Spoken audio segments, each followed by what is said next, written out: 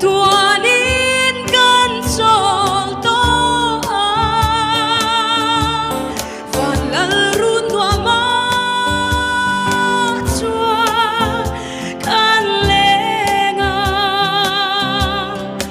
lim takin sa tuanin kan cái lúc ngọc bắt tỷ lệ tệ đều lại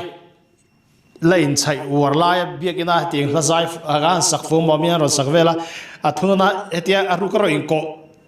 trên thế mình rong ko sup trên lại cái cái chuyện cái tin Neihpuii là thằng thiềm cái tia mà cái rong suy khăn hay ở không ở sắc lúc tụi cái này cái chuyện mà rồi tụi na ở nem lắm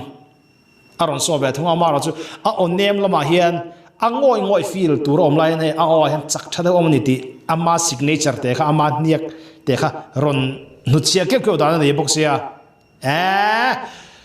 hey chú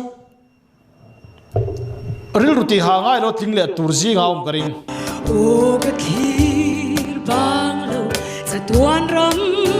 ro pui chu hey mà nó feel thiêm tâm